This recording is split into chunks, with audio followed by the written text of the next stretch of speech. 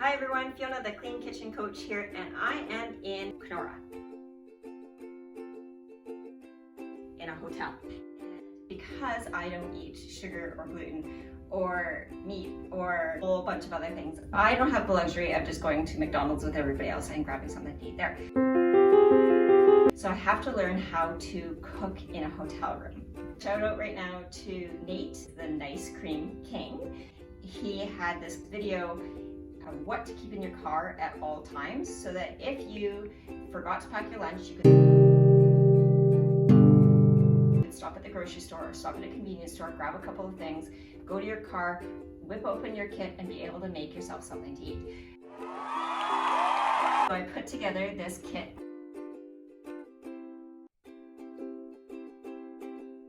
Plate and bowl, fork, knife and spoon, thermos with cup, seasoning shaker, cinnamon shaker, apple cider vinegar, tea bags, chef's knife, cutting board, can opener, garlic press, citrus press, lemon zester, mixing bowl, mesh cloth, veggie cloth, cleaning cloth, food storage container, hand sanitizer, toothbrush and paste, reusable shopping bag. So if you can think of something that I missed, let me know. What I decided to make in this hotel room is a smoothie. What should you put in your smoothie? Whatever you want to put in your smoothie. So if you like mangoes and they're in season, then put a mango in there. We have mango, we should do that. Fruit to use in a smoothie. Apples, bananas, blackberries, blueberries, cantaloupe, cherries, dates, grapes, honeydew, kiwi, mangoes, oranges, papaya, peaches, pineapple, pomegranate, strawberries, watermelon. What fruits go together? Just experiment, have fun guys. There is no smoothie police that's coming to get you. If it doesn't turn out, well, you learned something new. So if you want to add a fat to your smoothie because your body demands it, right? If you just have the fruit and you find that you're just not full and you need that fat, then go ahead and add some flaxseed or chia seeds or an avocado, peanut butter, or some cashew butter or sunflower butter, all the butters. But I do just want to caution you that when you mix the fat with the carbs from the fruit, then it's not natural, right? In nature, there aren't foods that are high in carbs plus fat. When we do combine those things, they are highly addictive. If it's not hard on your system, if you enjoy it, then go ahead and add those things to your smoothie. You have the blueberries. In the Kitchen on the Go kit, I have a mesh cloth from Norwex, which I use to wash and strain the blueberries. And I got some bananas. Spottier the better, because they're going to be really sweet. Sweeteners to use in smoothies. Bananas, dates, figs, prunes, spinach. If I was at home, I'd try to freeze the bananas before using them. Whenever you freeze fruits or vegetables, it expands the molecules, then the fruit or vegetable gets softer. That's what we want, soft fruit in our smoothie. We also want some water. Liquids to use in smoothies. Coconut milk, coffee, plant-based milks, juice, tea, water. Whenever you're using an immersion blender, you want to put your water in your container first and then your fruit on top of that so that your fruit doesn't stick to the bottom.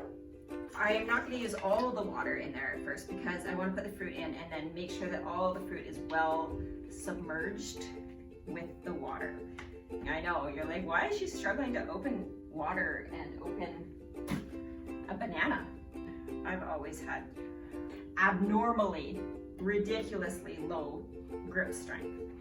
When I had it tested, it was 30% of what an average person's strength should be. So we want to rip the banana into smaller pieces because if it was a big hunk of banana, it's going to be harder for the immersion blender.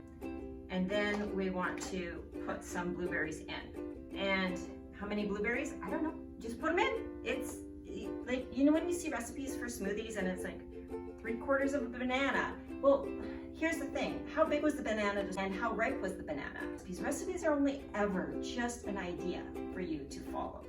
So I used to think that recipes were set in stone, you know, and if I use one blueberry too many, that it would, like, the whole world like implode or something. It would be some chemical reaction that there was no coming back from.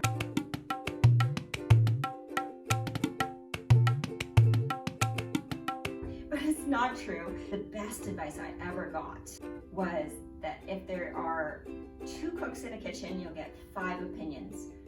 And just knowing that is so liberating, right? Because I used to feel like I had to follow somebody else's methods to be successful.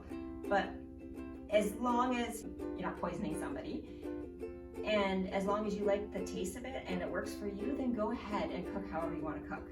What I like is to add a little bit of lime to my blueberries. Gives it a little bit of a tang. And I like it really, really sweet. So the more bananas you put in there, the sweeter it'll be. We do have a veggie cloth with us in our kit. So we just need to wipe the exterior of the lime.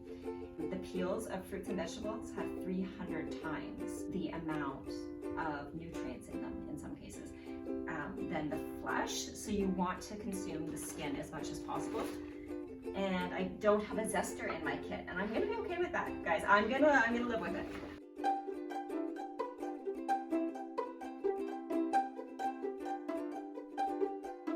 So I won't eat the skin this time, but I am going to cut the lime.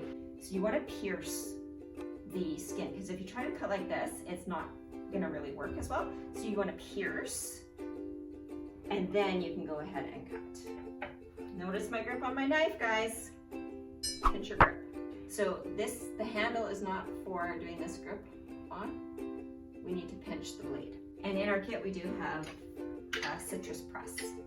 It might be a bit much that I have a citrus press in my travel bag, but I really love the flavor of fresh citrus. If you don't have one, you could just squeeze the lime through your fingers. Then the seeds would be caught in your fingers, and then you would just dispose of that into the compost. All that we put in there was our water. Now, if you wanted to use juice, I caution you that that is ultra processed and not a great idea, but you could do it. And then the bananas and the blueberries and the lime. The smoothie is a processed food. It's a delicious processed food, and it does have lots of fiber and lots of nutrients, but one thing that is missing when you make a smoothie is that you're not allowing your teeth to do their job and the saliva time to get into the process. So when we put something into our mouth, it signals to our brain, hey, it's time to start digesting some food. And when we chew, it's allowing our saliva to mix with the food. It's also breaking the food down into small, really manageable pieces. But we've taken that part out when we're using the immersion blender. We don't need our teeth, but I strongly recommend that you bring the teeth back into the equation by allowing the smoothie to swirl around in your mouth. Let that saliva really get in there, and that way all of these nutrients are going to have a better chance of being absorbed by your cells. All that's left to do is to puree this smoothie. If you don't have an immersion blender, you could use a regular blender, you could use a food processor. When you're using an immersion blender though, what you want to do is make sure that it's fully immersed in the liquid. We don't have very much liquid in there. We can always add, we can't take away, but we do want enough to make the immersion blender work well. I've got it covered by about a ½ inch of water. Also, a tip for you is to wait until the blades come to a complete stop before pulling your immersion blender out. I have done it lots of times where I get anxious. Probably my #1 character flaw is that I am way too impatient. And I'll pull it out with the blade still running, and then I have to clean smoothie off of the ceiling and the floor and the carpets and the doors. Just make sure that the blade stops fully and completely. So it's submerged completely before you start.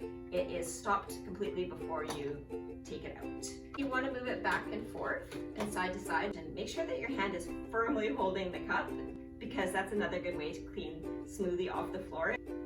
Fruit is going to digest really, really quickly, and it doesn't provide a lot of calories, so that just means you have to eat more of it. No, I don't keep the immersion blender in the travel pack. If I know that I am stopping for a while somewhere, then I'll just grab the immersion blender and a cup that the immersion blender fits into. All right, there we have it. You see that? My blueberry lime smoothie. It's so good. So now we have some dirty dishes, right? And what are we gonna do with that? Are we gonna put it back in our kit dirty? Probably not a great idea. So I'm gonna have a separate container that I'm gonna put the dirty dishes in, and then I'll bring them into the house when I get home, give them a wash, and put them directly back into my kit, and the kit goes directly back into the car.